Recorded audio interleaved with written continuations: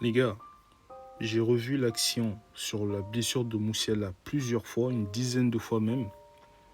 Et pour moi, je vous jure les gars, sur la tête d'Oham, il aurait dû avoir penalty. C'est pas ce que j'ai pensé pendant le match, hein. À temps réel, en regardant le ralenti pendant le match, c'est pas ce que j'ai pensé. Mais là, avec du recul, en revoyant les images plusieurs fois, je me dis que ça doit être sanctionné d'un penalty. Attention, encore une fois, je ne dis pas que c'était intentionnel. Donnarumma, il voulait jouer le ballon. D'ailleurs, c'est même le premier à être choqué après l'action parce que c'est à cause de sa sortie que Moussiala a été blessé. Bien sûr, Donnarumma est choqué. Bien sûr qu'il n'a pas l'intention d'aller faire mal à Moussiala. Mais on sait tous, on regarde tous des matchs de football ici, on sait qu'on a vu des actions sur un terrain de football où ce n'était pas intentionnel, mais ça a été sanctionné quand même par une faute, un penalty ou même des fois un carton rouge. Moi, à mon humble avis, je pense que l'arbitre aurait dû siffler penalty en voyant la grave blessure de Moussiala. La faute n'était pas intentionnelle, mais ça n'empêche pas qu'il y a faute. Évidemment, il y a des gens qui ne seront pas d'accord avec moi. Encore une fois, je le redis, c'est mon avis. Je pense qu'il aurait dû avoir penalty. Dites-moi ce que vous en pensez, vous, dans les commentaires. J'avais tellement hâte de le voir porter ce numéro comme ça avait été annoncé. J'avais tellement hâte de le voir cook encore une fois la saison prochaine. Mais malheureusement, on va devoir attendre plusieurs mois. C'est triste parce que quand tu vois encore la saison qu'il a fait, il a eu pas mal de blessures. Mais malgré ça, il a quand même pas mal staté aussi.